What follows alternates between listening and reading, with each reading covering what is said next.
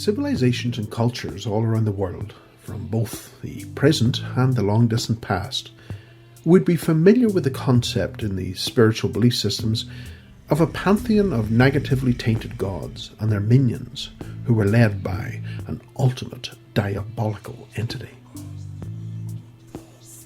These beings, according to various traditions and customs, were inscribed on stone over the centuries. In fact, they still are, right up into the present digital format. In this short documentary, I wish to explore a number of these beings who have become amalgamated to form one.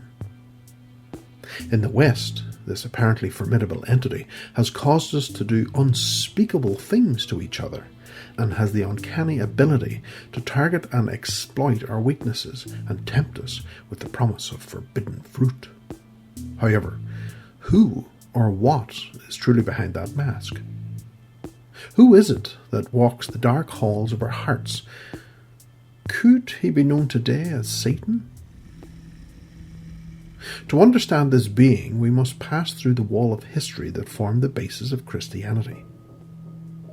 Judaism actually says very little on the subject of a superior evil entity in the present day, but they did at one time. Christianity, however, goes hell for leather and references this ultimate adversary every chance it gets. By the medieval period, Satan had gone from being a quiet adversary of God, who was in the background and often challenged God's decisions, before evolving into becoming God's nemesis, a being that raised hell in order to win our souls in a tug of war with the Almighty himself.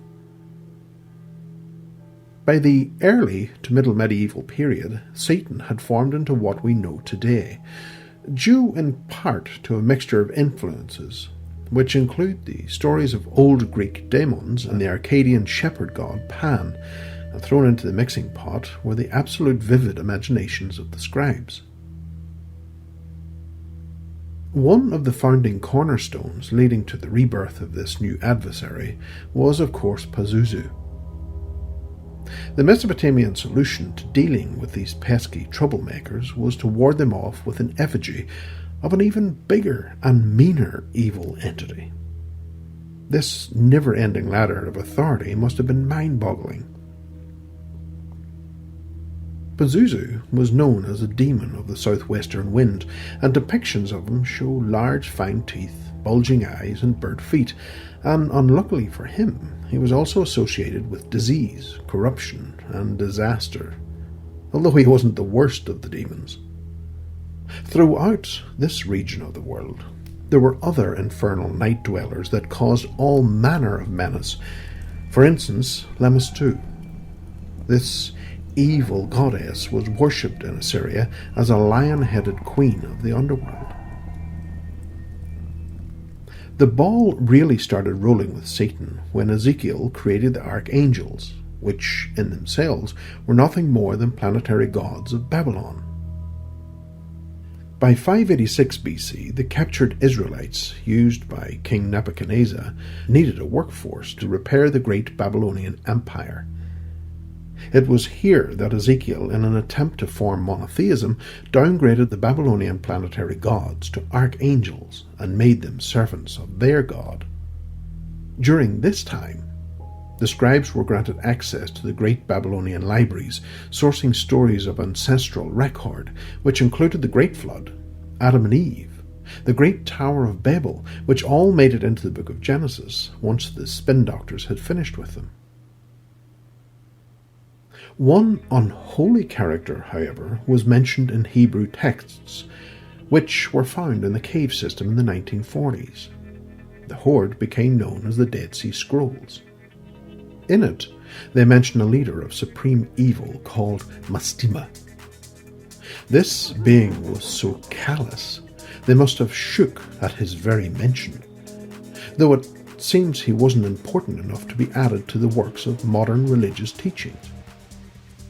Mastema was hidden away in a cave, only to be found centuries later.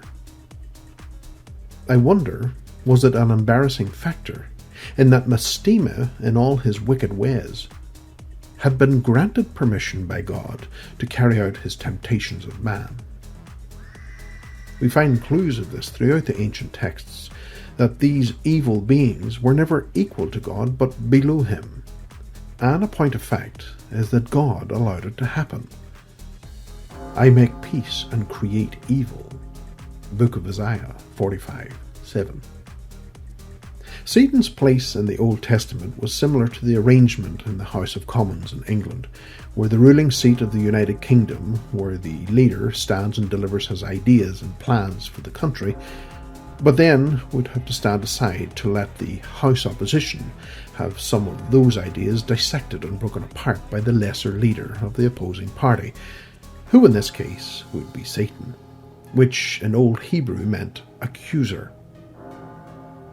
There was nothing in the Old Testament which sold Satan as being the horned devil we see today. This idea of Satan being God's equal may have its roots in the ancient Sumerian texts, which describes the politics and struggles between two city gods, namely Enlil, the creator of fates, and God associated with the skies, and Enki, a god of wisdom who was associated with water. Enki, by the behest of Enlil, created man, but man became too great and made too much noise, and Enlil brought a flood down on man so he could have his silence back.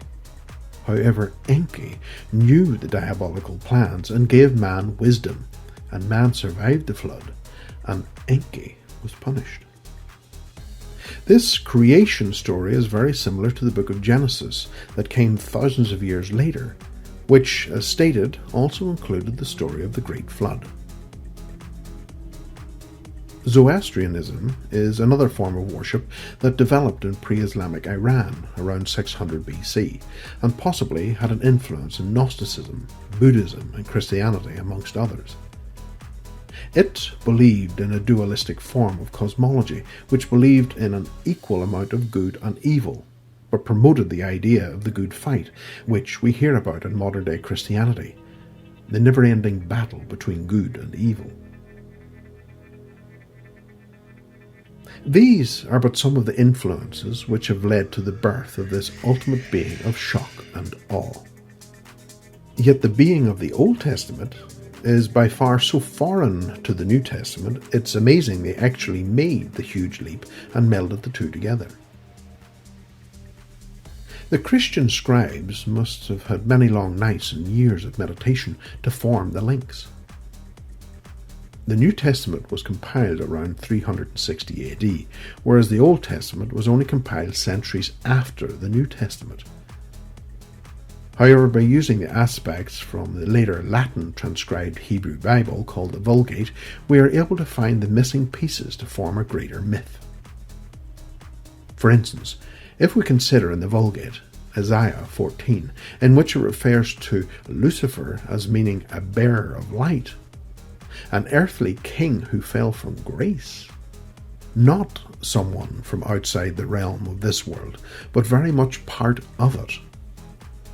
But in the New Testament, Luke 10 verses 18, Jesus is alleged to have said, "I saw Satan fall from heaven like a flash of lightning."